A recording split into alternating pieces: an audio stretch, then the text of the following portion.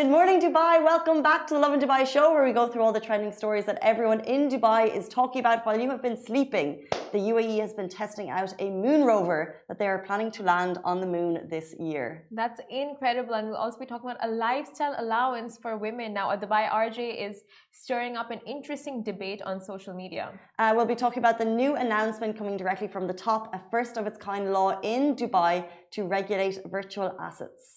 Now, UAE-based company onboards GOAT Cristiano Ronaldo as a brand ambassador, and more on that as well. Yeah, that's a massive talk topic this morning. And also, founders launched the UAE's first sustainable and eco-friendly straw. That we're going to have them on the show later. But before we get into all of that, the internet has a big question. It's going viral. We want to know your thoughts, and I want to know your thoughts.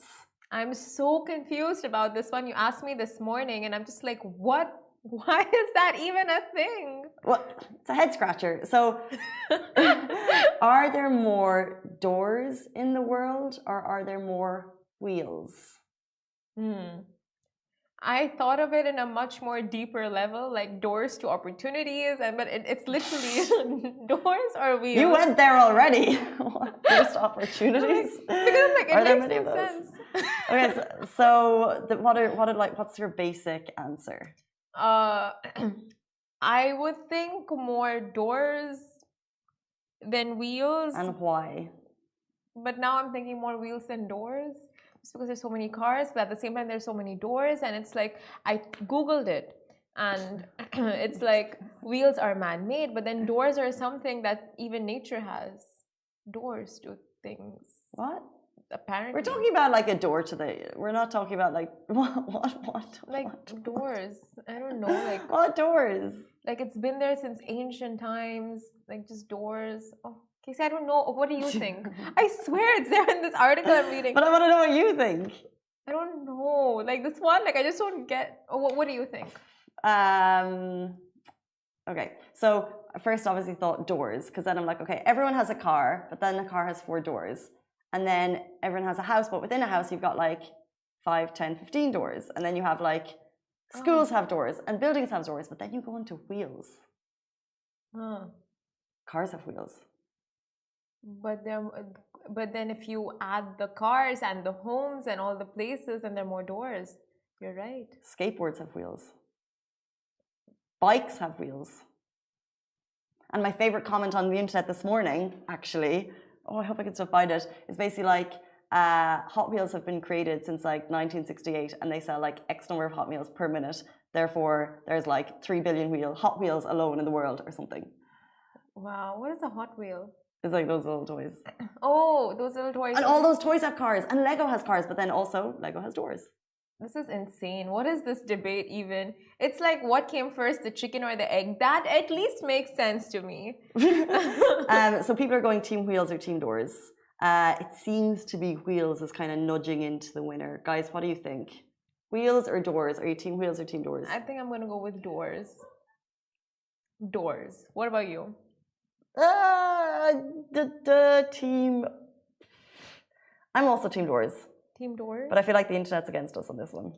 Even in a village with no wheels, there will be doors. There's and it's doors within doors within doors. Within doors within doors. This is insane. What is this? What is this? Moving on to more insane things. The UAE is launching a moon rover this year, and while the rest of us are chilling, the UAE is always innovating, always moving forward. And the Rashid rover, that is the name of the rover that's going to the moon, was tested in a remote area of the desert by the Emirates Lunar Mission Team in preparation for the first Arab mission to the moon's surface. So this is pretty huge. A lunar rover or moon rover is a space exploration vehicle designed to move across the surface of the moon. Now the rover will study the lunar soil in an unexplored area during its mission, according to the Dubai Media Office, which just shared the update yesterday. Now the video showed the 10 kg robot exploring the depths of the desert in a simulated moon-like environment. So the rover is called Rashid, and Rashid will be taken to space by Japanese lander Hakuta R, and the mission is expected to take off from Florida's Kennedy Space Center in October. So expect more headlines on that. It's another Arab mission, and this one is going to land on the moon. And Rashid, by the way, kind of cute. Oh, It's like you can nearly see the Pixar movie coming after the mission is successful. That is amazing. Dubai and the UAE with their robots, it's something else. Yeah. We love our robots. We really do. And just giving them cute faces and names and identity. Well, I don't think they intended to give it a cute. I don't think it actually has like a cute face. Okay. It's just that it has a name, and then you see like this. It's like a 10 kg robot, and it's it's obviously got a lot of capabilities, but it's like going through the depths of the remote desert, and yeah, my mind immediately goes to Pixar. Does Rashid have wheels? He does? It looks they're kind of like no, they're not wheels. It's like a rotating arc thing. That is a wheel in a sense. I think. But you know what? Coming back that to is a wheel in a sense. But coming back to Everyone that went debate, so deep on that question. I really did, like unnecessarily. But coming back to that question, it's like we are moving to flying cars, flying everything. So there's gonna be less of wheels eventually. The wheel. And does a steering wheel count? Yes. Oh my God. This is well, insane. no. Okay. Steering wheel doesn't count. Remove all those. Just the wheels. Okay. That's so interesting. But of course, big heights for the UAE once again. This is an interesting debate followed by the wheels or doors that the internet is having right now, especially in Dubai. Now, a lifestyle allowance for women. Dubai RJ stirs up an interesting debate, and here's all the information on that. Now, an ACE Dubai-based radio host for Big FM 106.2, Pavitra Menon, she shared some food for thought, which stirred up quite a conversation on social media. Now, the multi-talented presenter shared her 2 cents on how women, especially in Dubai, need to constantly spruce up their appearances to keep up with societal expectations. Now, expressing that women in media industry in particular should be granted a lifestyle allowance to help them represent the brand in a more conscientious manner. In her video, she could be heard saying, "We spend so much money, time and effort, salon services, buying new clothes, just so we can spruce up and keep up with society for the kind of work that we do, especially for women in media." Now, her notion of sorts attracted a string of reactions, mostly in her favor, mostly in the favor of the idea, and also, of course, arguing for the cause. One even said employees represent the face of their companies, hence investing in your employee is going to be beneficial for both, and also added, one such example of a company is Emirates. Of course, Emirates and what they do for the employees, which is the red bag, the red shoes, and particularly the red lipstick. For all, it really makes the company stand out. So, of course, it calls into the question of like brand image and how employees are expected to represent the company and represent the brand, and how, of course, should employers invest in that, in kind of that vanity situation altogether? That's one question. So, if you're in a job that's in the public eye, should employers invest in it? However, what I found a little bit difficult and jarring with the title of this conversation is that it was a lifestyle allowance for women. Mm-hmm. And it came out obviously on, was it the day of or International Women's Day or the day after? On the occasion of, And I just think that the whole point of that day is to break the bias and to kind of move forward into more of an equal society. And how can we kind of try to be equal and expect to be equal if you're asking for kind of additional sums? And, we in a very small way, I guess, work in media. And anything that we do is our choice. And also, I think we live in a city. We need to be very honest about the city that we live in, that there is a massive pressure. People in media look a certain way. And but that doesn't mean that we should kind of enhance those pressures by asking for allowances. Like, we can actually say, well, actually, we don't need to feed into that. And if you're expecting allowances, I think it's like, okay, fine, if there needs to be an allowance for men and women because it can be expensive, maybe, but actually at the very end of the scale, why do we not feed into that allowance and actually make a stand and say, well, maybe we can put the onus back and say, let's remove the pressure in a certain way, rather than, because if you get an allowance, then you're actually feeding into that. I completely get your point, but at the same time, all these jobs that not just media, but like, for example, when you're a brand ambassador for a certain company, when you have to represent, when you have to go and I don't know, like pitch sales, marketing, like so many job roles where you're required to look super presentable and you're required to go out there and just represent the company. It's like you have to But what dress is super appropriately. presentable and what is dressing appropriately? Like if we buy like a basic shirt, if we brush our hair, which now I'm realizing my hair is probably not that well brushed, but like you brush your hair, you go out and look super presentable. Like there is in media here in the UAE, it's at another level, right? It's Yeah, like exactly. we have to be honest. Like people, you know, people get work done. People's lips look a certain way, their cheeks look a certain way. Like, and that's kind of what it's turning towards, rather than just brush your hair, stick on some deodorant, put on a shirt. I mean, yeah, of course, like you do, each person, individual can take it to their person, like take it to another level, of course, like depending on what they want. But this is, I mean, we would think in just terms of the basic like grooming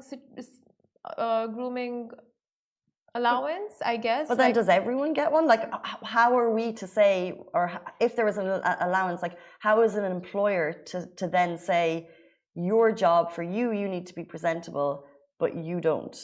You know what I mean? And like, we're kind of all public facing in a way. Like we sit here in front of a camera. However, our sales team, they go out and meet people, or everyone in our office actually, because we have people coming to the office, everyone is public facing.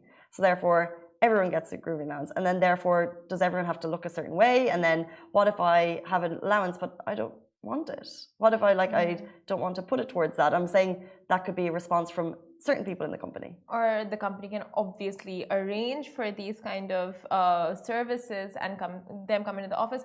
But I mean, I get your whole point on like the marketing, sales, everyone has to go out and meet people. But then if in particular, because this question was addressed to people in the media. Now I completely understand your point on like why just women. It can be directed to both, you know, men and women in the media industry who have to face cameras, who have obligations, public obligations and public appearances where they have to look a certain way. I would think that services for them should be something that's even considered. Yeah, and like you said, it's a really interesting question because there was a very, very mixed response on it, and therefore we'd love your thoughts. And the response went both ways. The response here, Katie Jensen Media, she said, as a woman in media, she finds it disheartening. You know, like people can choose to look a certain way, but it could have an impact on young women if we are expected to look a certain way. Yeah, I mean, you don't want those expectations. But then obviously there was a lot of comments supporting it as well. So yeah, it's a massive mixed debate. It's the first time I've heard it. It's the first time I've heard the suggestion. Although, you know, on a personal basis, I'll take it on house. Should we jump on to the next story? Dubai's ruler announces a first of its kind law to regulate virtual assets in Dubai. So we're talking crypto assets, Bitcoin, NFTs, all of the things Simran and I love to talk about. In a move by His Highness Sheikh Mohammed bin Rashid Al Maktoum, Vice President and Prime Minister of the UAE and ruler of Dubai, the Virtual Assets Regulatory Authority has been launched to regulate all virtual assets. Now, the new authority launched under the Dubai World Trade Center Authority will cooperate with all related entities to ensure maximum transparency and security for investors. It will oversee the regulation, licensing, and governance of virtual assets, non-fungible tokens, which is NFTs, and cryptocurrencies. It will also safeguard the personal data of users and monitor digital transactions. So it's basically just transparency across the board. The authority will be responsible for organizing, issuing, and trading of virtual assets and virtual tokens. They'll also be responsible for organizing and authorizing virtual asset service providers to ensure the highest standards of protection for your personal data, and also organizing the operation of VA platforms and portfolios and monitoring transactions and preventing VA price manipulation. And if you want more on that, it was all released by Dubai Media Office yesterday. So it's the latest on kind of crypto transparency in the UAE, but we shall move on. Yes, we shall move on, but that is so interesting for our crypto assets. For our crypto audience who tune in every single day to hear where our money is going. Exactly. And we have so many of NFTs and those kind of things that we need those regulations. Things and stuff and bits. But we'll get there one day. Honestly. There's people literally like slapping their heads at the computer. I just do not get it. We do kind of get it, but we just don't have any money to invest, and therefore. Can we sell that on NFT? No, that's digital art. Did everyone notice our new edition? We actually have more things for here, but we're just We're gonna tease them in. Look at daily. IGTV. It's like the small. We'll show you. We'll show you him after. He's a space dog. Oh, he's so cute. Do you name him? Space dog? Hmm? I think he's called Space Dog. Space dog. Space dog. Space dog. I'm gonna keep it literal. Next story, guys. This is so interesting. Now, a UAE-based company onboards GOAT Cristiano Ronaldo as their brand ambassador. Now, Talabat UAE has scored big with onboarding Manchester United player Cristiano Ronaldo as its new brand ambassador. A major flex, of course, for the company and for the MENA-based food delivery company, which is Talabat. And the company has also been hinting at this huge collaboration for weeks and weeks and weeks, and boom, they did not disappoint at all. And of course, now it's going to be at the speed of Ronaldo, which they need to keep up with. Which is pressure, by the way. Ali? That was Ali. That was so scary. He did not know the mic was that loud. Okay. Oh my god. You okay? Yeah, are you okay? Bit shaky. Sorry. Oh What was my that meant to God. be? Is that a Ronaldo thing? Yeah, like, sweet. Do you want to do it? Not that loud? I'm scared now. Please don't. See. See? Okay, his collaboration with Talabat comes as the region prepares to host the World Cup for the first time in Qatar in November, and people are buzzing for that. The food aggregators collab with the leading goal scorer in men's international football. We'll see a series of campaigns and on-ground activations across the MENA region. So the ad you saw yesterday sounds like it's not the first or the last. Is that the last? Yeah, the ad. Oh no, there will be more. Unbelievable, Talabat, by the way. Their budget must be huge. Can you imagine? I would love to know the paycheck there. Obviously, the most followed man on the planet on Yeah. Instagram. Arguably one of the greatest footballers of our time. I'm scared to say that. People My are gonna boyfriend be actually like is going to Messi- kill me for that. So I just take that Messi back. fan? I don't even know. I just know he doesn't love Ronaldo. Oh. You either love him or hate him. Ad though. Thoughts on the ad? It was really well thought out. I think the concept was good and it played so well, like just the whole idea of like Ronaldo fast delivery. But of course, like you said, the pressure is on. Yeah, I agree. I think sometimes UAE ads always play it safe. Yeah. Sometimes people, and not that this ad was particularly risky, but I think it's funny and kind of like a cheesy but very watchable way. Of course, Yeah. Ronaldo, it's going to be watchable, but I thought I think it's really cool. But it literally makes you immediately think of speed and drivers. I'll tell you a fun fact about the video. Now, one of the actors, the Ooh. Talabat actors in the video, his name is Maradona. Maradona is the Argentine footballer. So he's named after that Maradona. So it's like they have two, like one Cristiano Ronaldo and one actor who's named after a footballer. So it's just like, I what would a love to coincidence. talk to them about the behind the scenes of that. Oh Do you my think it was shot God. in Dubai? Did it need to be shot in Dubai? Because obviously there's a lot of kind of graphics there. Ronaldo's bit I don't know about, but like I'm sure the Talabat scenes of with the drivers, I mean like the actors playing as drivers were shot in Dubai. Tell us, Talabat. We want to know. We want to know the And the paycheck. memes and the page. We want to know where it was shot. We want to know what's coming next. We want to know if we can. I would love to interview like the people that were with him during you the filming, think like that- plucking his hair. You know what's interesting? Yeah, that brings. We gotta do this for the camera, for the, you know. Did he even let them? Do you think? And he is so perfect about his hair, by the way. Oh, I mean, look at it. It's, everything about him is perfect. oh, that's true. Like, is it? But he really like he's every single like he's like perfection. He really is. But do you think the employees Teased got to him. meet him? I wonder. I wonder. I'm sure that like the top people did. Oh. Who knows if they would be able to get everyone? Because like, how many employees does Talabat have? I think it's literally like the marketing team, whoever is his biggest fan must have pitched the idea just to meet him, you know? If you could pitch for one person for a Love in Dubai ad, Who I really want to meet? Okay, you go first.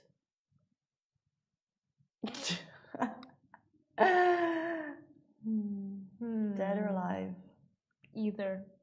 Either. So I really want to go kind of like down the handsome actor route. Yeah. But then I'm like, what if it's got an ad for Love in Dubai? Obviously, obviously, you would pick His Highness. Crown Prince. Oh my God. An ad for Love in Dubai. You can't beat First of that. all, you can't. First of all, you know, photography. Yeah. He could make it on his phone and it would be unreal. So I would save on that production side. Literally, He all would he has post to it on say. his page. Exactly. He's like the perfect ambassador. So You're so you can't beat that. Honestly, you're literally manifesting. That's gonna happen one day. Literally, one video of him just going like follow Love in Dubai, and that's it. We're done. We can just pack our bags. we can pack our bags and go home. Holiday for a month, and we don't have to do anything. Our followers will hit through the roof. Are you gonna go? Where? Do you have someone? What? Oh, am I gonna go next and suggest? No, now I don't want to. I was gonna say Michael Jackson, but no. It's probably one of the celebrities that you've never met, but you have. If you watched this show for a long time, Simran was like, I've never met anyone. And then we kind of went through like the recent months in her life and who did you met, like Usain Bolt, Michele, Marone. There was someone else like really, really big, and it was like, how did you do that? Oh, I can't remember now. Anyway, guys. Guys, stay tuned after the break. We'll be joined by the founders who've launched the UAE's first sustainable and eco-friendly straw. We're going to have Darmish and Barker on the show right after this short break.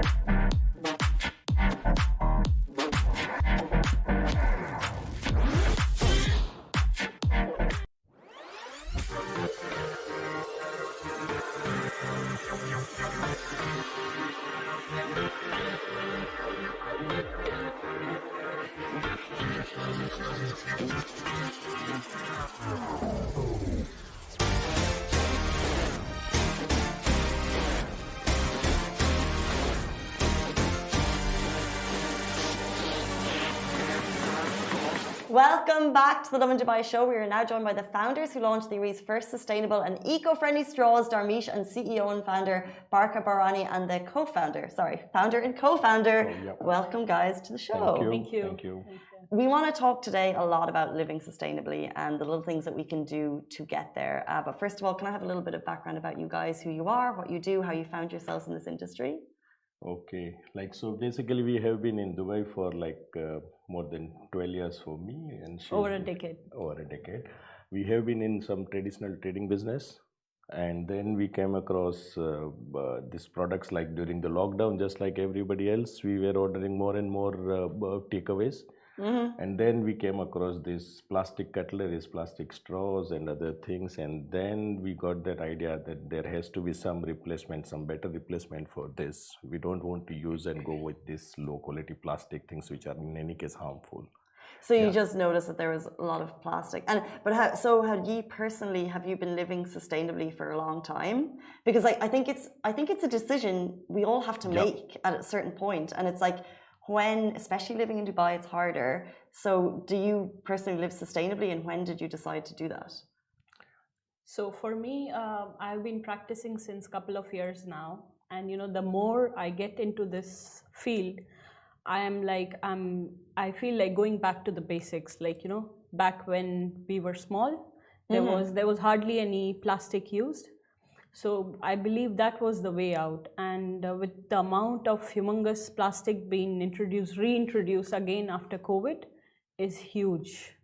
It's just adding on with the amount of masks and the tests that we do, and everything is just plastic. So that's where we feel that the need is it's an urgent need. Single-use plastic has become a culture now, and to get away with it is impossible. But we can at least find alternative solutions. That's how EcoZoe was born. And that's what we're going to talk about today, the alternative solutions that EcoZone have made. What do you think the general population, you can generalize, what do you think is like the biggest kind of mistake that we are making with plastic and plastic on a daily basis? So I believe even the small steps, like example, if instead of a plastic bottle, like the recent initiative by the government, so if we have refill, it is amazing. You can get water across the city for free and bring our refillable water bottles. So that those small changes will have a huge impact. So just a small, just refuse a straw when you go to a restaurant, or ask them for a sustainable option. So the more awareness we create all around us, that's when it will compel the HoReCa industry also, or the entire industry, the food industry, to bring up, it has to be a collective effort. And the thing is particularly for a place like Dubai, where everyone is very much used to all the disposables, like the plastic bottles, or it could be cutlery or straws. It's plastic is everywhere here. It's like part of our lifestyle, we can say. Yeah. So and another thing is about the availability and cost factor also. So nobody really cares about it. Nobody really bothers about it until they are conscious on to getting into the sustainability. So that is the reason, nowadays, everyone is using the same old available things. But the moment they start realizing it, they would like to start looking for the alternatives, and that's our goal. That's what we are trying to do. If there is an awareness, people can know that, okay, they have other better alternatives than the plastic, then they would try to find it out and switch it over. I love it. It's amazing what you guys are doing. It's all about awareness, and it can start now. Exactly. This is the thing, because it's little habitual changes that we should be making. Absolutely. And that's what EcoZone technically is. You're showing that to us. Yes. Give us a background of what you guys do. For in general? No, for this EcoZoe. Yeah. So for EcoZoe, what we have done is we have identified the most used plastic products, like disposable or single-use plastics. Which are what? which are like straws, then disposable cutleries, disposable plates. Like particularly in Dubai culture, we have culture of takeaways, and with each takeaway order, you get plastic disposables, those kind of things. Some let you say no to cutlery, which I like, but for the majority, we get so much plastic today. I'm sorry, not all, but yeah, it's for like in general that is the trend. Yeah. So what we did is like we identified the products which are most in use, like for example, straw, to begin with the straws. So then we tried to find out what could be a better alternative than the plastic straws. And then we came up with this amazing product. These are the straws, but these are 100% edible. And we have flavors also. Yeah, it is available in have your 6 own flavors. flavor. So Strawberry, mint, chocolate, vanilla. Hold coffee, on. Chocolate. Let's take them all out. We'll see what we're going to tuck Strawberry, into today. Yeah. I love this on the show. Sometimes I just need to eat things. Lime pinch. Yeah. Choco lust. Yeah. Strawberry rose. Mint blast. Mint blast. Yummy. Yeah. So when I first heard straws sustainable, I assumed they were just sustainable straws, not edible. Yeah. So how did the idea for edible straws come about? And shall we all have one? I'm going to have a chocolate one. Yeah, please. I'm off chocolate. Yeah. You can try any other. You We can have try more. just anyone. No problem, please. I'm trying to do less chocolate. Yeah. So the thing is like there are few other alternatives also in the market, like paper straws is there, then the bamboo straws and steel straws which are reusable, etc. But the idea was to go for something edible. This is because like after the use, even if people don't eat it, then also it can go for animal feed or any landfill, or can be for compost. So basically the circular economy is what we wanted to work upon. Basically you don't need to manage the waste for There's this no one waste on particular. this. Yeah, absolutely. And I understand it, guys. So it's I kind of thought I was just going to chop into it. Yeah, you can do that. You can, but it's a very, very hard straw, so it's not going to disintegrate it when I put it in my drink. Yeah. But at the end, I can see this like becoming a thing in like bars and stuff. Like, why don't they have edible straws yet? Is this a place that you've looked into? Yes, like but we have just started it last month. It's just been a month now. Yeah, Makes so much sense. Yeah. And this is very hard at this point, because the strength is about like 1 hour in the beverage. The standing time, it's okay. over an hour in your so drinks. we have So to, unlike like, paper straws, I don't know if you've tried I and have. have the feel of it. Yeah, you feel something like you feel that it's paper, and after a while it becomes really soggy. Yeah. And especially for thick shakes and bubble teas, we have a special one, which is not edible but plant-based, and you will not feel even if you have your drink over an hour. How did you find this? How did you kind of? It's an amazing product, really. So, how did it come about that you guys are working together, bringing this to the UAE? It was like, see, we have been in import-export business for 12 years. So we know the procurement, how to procure which product, where to find the new products. So we identified these products, and our entire range is from 6 different countries. It is not from one place. So we have identified different products who are the best producers or the best quality products or best option available, and we made them make it for us in our brand. So you've done all the branding for this yourself? Yes, this is our own brand, and everything is produced under our brand. Plus, all of the products are FDA approved. Yeah. So we have all the certifications possible. So what we're hoping for is start with the UAE, local homegrown brand, which we love, and then beyond. And we'll go global. Absolutely. And what else have you brought here? Yeah, so this is something, you see this glass, but this is not plastic. Yeah, interesting. That's amazing. Yeah. I have seen things like this before, but it's so incredible. Yeah. So this is something. So it has like, a look and feel of plastic, but it's actually not plastic. Again, the same thing even for this cutlery. They are like plastic. Your look and feel is plastic, but these are 100% plant-based. You know what's funny? I thought when you brought this in that this was going to be this is what we shouldn't be using, this is what we should be using. This is the not plastic. So in sometimes people don't want to just switch over from plastic. So for them, this is the look and feel of plastic, but it is 100%, it is plant-based, plus it is compostable. Yeah. Completely. And then this is the range of our wooden cutlery. So we have it colors, prints, planes, everything. Yeah.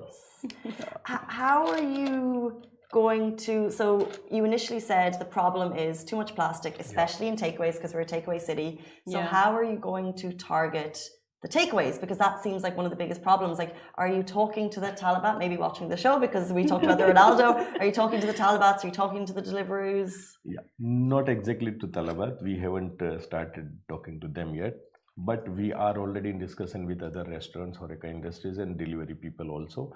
We have a full range of plant-based packings for the takeaways, be it for the burger box or the full entire, like the entire packaging solution. Entire packaging like with a meal box with 8 compartments up to like starting from 2 compartment up to 8 compartment meal box. So anything like for the big boxes or the plates or bowls or even the cups, you know, these days or like since long time in every office the plastic cups are in use near the water dispenser. But for that also we have plant-based cups. Even for paper, they have a lining of plastic. Even the paper cups, Is there any, by the way, is there any brand that's already doing this really well that you would like to kind of be like, that's what people should be following? Like, do you see one delivery company that's actually kind of already doing good things? There are a couple of them, but it's not the entire range. It's not the entire range, and you guys have the entire range. Yeah, we have the entire range. That's it is the like USP. some other people are there who are doing it just like trading. They're bringing in the product and then doing the trading like a normal trading, like few of the products with one supplier, few of the products with other supplier. But what we have decided and what we have done is we have made a complete range of products. So already around 50 SKUs, like 50 products are already on the ground and another 50 on the way. So our range would be 100 plus. So anyone, like even if suppose a school decides that we don't want to use plastic for our children, then they will have a full range. Office decides that okay, we don't want any plastic disposables or any products in our office, we can provide them a full range in one shot. They don't need to go out and look for other products. Gotcha. Yeah. Amazing. And it's not just about the product, it's about the passion with what we want to proceed. And we are raising awareness with different workshops. We were at the expo for the vegan market. Then again, like we have it this month. So we are trying to bring in the awareness which is very important. Products. Yeah. Guys, it's so interesting because what you said, there's schools you could tackle, there's offices, there's obviously food delivery businesses. If you're interested and go in terms of moving your products to sustainable ones, get in touch. How can we find you? Yeah, it is www.ecozoe.eco. And all our social handles, ecozoe.eco. Amazing. Guys, the founders of EcoZone, thank you so much for joining us. We're very, very grateful, and I've had a little bit of a taste, and it's delicious. And just one more thing regarding the edibles. We have the entire range also in edibles. Starting from cutlery, to bowls, to plates, chopsticks, ice cream sticks, and much, much more. For example, these are the spoons and forks, but in the same way we have they're edible. Yeah, all edible and available in 10 different flavors. Yeah, I can see especially kids, but also just the drinks industry in terms of having little straws. It literally sounds like a no-brainer instead of the soggy straw that we're trying to push at the moment. Yes. And guys, these are like cold spoons. Cold spoons? Yeah. That's a cold spoon. So not for the hot things, but at least for all the salad and everything. Like, that's what we call it, the cold spoon. So it's easy to understand. I was like, it took me a second, and now I got it. We call it cold cups and cold spoons. Yeah. Guys, I appreciate it, and I appreciate your passion, and I really appreciate what you're trying to do. So good luck. Thank you. Good luck on your journey, guys. That is it for us on the Love in Dubai show. We're back with you every single weekday morning. See you tomorrow. We're nearly at the weekend, but it's not. Bye. Thank you. Bye. Thanks.